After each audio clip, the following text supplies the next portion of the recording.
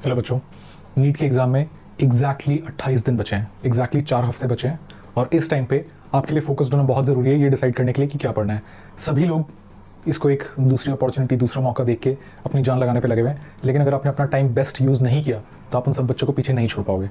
इसलिए एकदम ज़रूरी है कि आप फोकस, लेज़र फोकस के साथ अपनी नीट की तैयारी स्टार्ट कर दो। तो अभी आपके पास इतना टाइम नहीं है कि आप स्टार्ट से लेकर एंड तक पूरा सिलेबस का एक एक टॉपिक, एक एक चैप्टर, हर चीज़ स्टार्ट से लेकर एंड तक पढ़ो। इसलिए आपको बहुत सिलेक्टिव होना पड़ेगा कि आपको क्या करना है और वही चीज़ें करनी पड़ेगी जिसमें आप या तो ऑलरेडी वीक हो, जहाँ पे आप स्कोर गेन कर सकते हो। ठीक है, तो देखते हैं सबसे पहले क्या करना है। स्टेप 1 शुड भी होना चाहिए। ये जो अगले 28 दिन है इसमें आप क्या करोगे ये आपका करियर एक बिग एक्सटेंट तक डिसाइड कर सकता है। अगर आपने एफिशिएंटली सही चीज़ों पे फोकस करके पढ़ाई की तो आप नीट में एक बहुत अच्छा स्कोर अभी भी अचीव कर सकते हो। अभी आपके पास एक अमेजिंग अपॉर्चुनिटी है।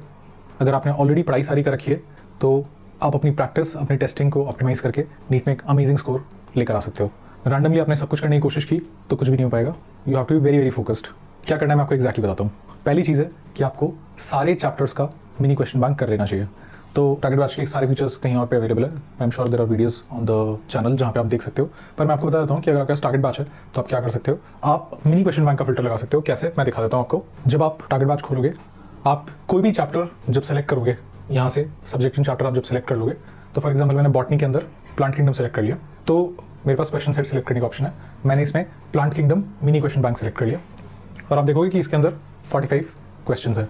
तो इट्स अ वेरी कंसाइज, बहुत ही कॉम्पैक्ट सेट है जहाँ से आप क्वेश्चन प्रैक्टिस कर सकते हो। और इस तरह से आप सारे मिनी क्वेश्चन बैंक्स कर लोगे तो कुल मिला के 3500 सवाल है, जो कि आप अगर फुल एफर्ट के साथ मेहनत करोगे तो आप 9 से 10 दिन में खत्म कर सकते हो। रोज के 300 से 400 सवाल आपको करने हैं। ठीक है, तो स्टेप 1 है आपको सारे चैप्टर्स के मिनी क्वेश्चन बैंक्स करने हैं। उससे एक चीज़ बहुत अच्छी जो हो जाएगी वो ये है कि आपको क्लियरली पता चल जाएगा कि आपके कौन से टॉपिक्स वीक हैं और कौन से टॉपिक स्ट्रॉन्ग है। फिर क्या करना है आपको उन टॉपिक्स को स्ट्रॉन्ग करना है। तो मिनी क्वेश्चन बैंक प्रैक्टिस करने में आपका ऑर्डर क्या रहना चाहिए, आप जिस चाहे उस ऑर्डर में कर सकते हैं, बट मेरा रिकमेंडेशन ये रहेगा कि आप स्टार्ट बायो से करें, उसके बाद इनऑर्गेनिक केमिस्ट्री, उसके बाद ऑर्गेनिक केमिस्ट्री, उसके बाद फिजिकल केमिस्ट्री और लास्ट में फिजिक्स। इस ऑर्डर में प्रैक्टिस करें। तो जहाँ जहाँ पे आपके कंसेप्ट्स वीक है वहाँ पे आप एनसीईआरटी टेक्स्ट बुक पढ़ सकते हो, अपने नोट्स रिवाइज कर सकते हो और उसके बाद आपको वापस अपने वीक एरियाज को कस्टम डीपीपी जनरेट करके प्रैक्टिस करना है, ताकि आपको समझ में आ सके कि अब आपको आपके वीक टॉपिक्स समझ में आ पा रहे हैं या नहीं आ पा रहे हैं।